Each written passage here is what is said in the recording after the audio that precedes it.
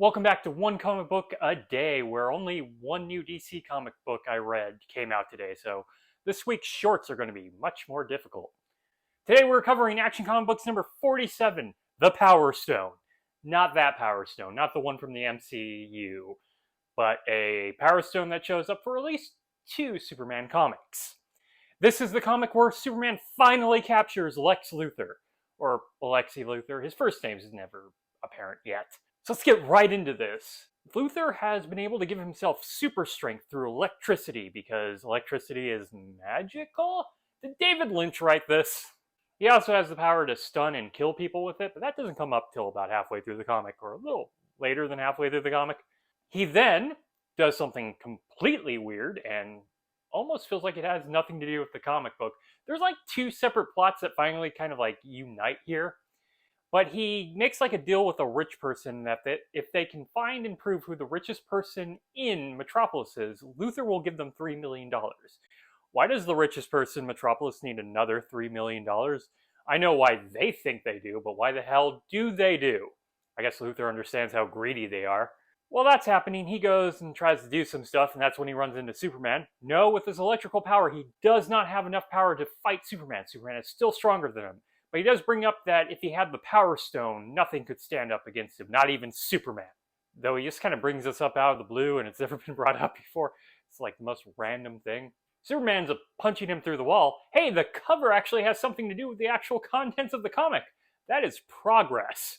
The police show up and think Superman's been causing the whole problems because we need a reason for this plot to extend and Luthor to get away to get to the rest of the plot, which needed to happen. I guess it's good structure to have Superman and Luthor fight first and prove that Luthor's not strong enough for him if we're going to set up him being stronger. That's not exactly what we're doing, and actually what we're doing is a lot more fun. So Luthor goes to this meeting with all these rich people. Lois kind of finds out about it and sneaks in. Luthor instead uses his paralysis stun electricity power to stun them all, even Lois. Superman arrives because, Lois is now in danger because if people's lives are going to be in danger, one of them is going to be Lois. Siegel has no other way to up the stakes for Superman. Luthor threatens to kill them all unless Superman brings him the Power Stone. So he's going to make Superman do this. And then for like a few pages, like 2 or 3 pages, this comic turns into like an adventure comic, like a Raiders of the Lost Ark. He kind of just flies into a temple, fights natives, great, temple guards, and giant snakes. And then he ends up getting the Power Stone from a Buddha-like statue, like a huge Buddha-like statue that then collapses on him. None of this does anything to Superman. No one had any magic powers, apparently. Though you would think him holding the Power Stone would make him ungodly powerful. He's already pretty ungodly powerful. So he comes back and hands the Power Stone over to Luthor, which is great for Luthor because he was about to run out of energy. Wait, if he's going to run out of energy, which makes sense, he's full of electricity, and electricity has to go away at some point. Energy evaporates. Well, evaporate's the wrong word, but it does, end up running its course. It's not infinite. Entropy and all of that. So Superman could have just held this off for long enough until he ran out of power and then just saved those people without getting the Power Stone. It's not like Luthor was keeping an eye on him. So Superman hands him over the Power Stone and then he thinks he can take Superman. And then Superman finally, and this is a comic full of finallys, thought something through and came up with a plan. He did not bring Luthor the Power Stone. He hid the Power Stone somewhere. He created his own replica of the Power Stone, which does nothing for Luthor, and then just captures Luthor. Luthor's going to jail. He's finally going to jail. He does not escape. He does not fake his death. He is going to jail. It took 24 comics for Superman to accomplish this. Wow.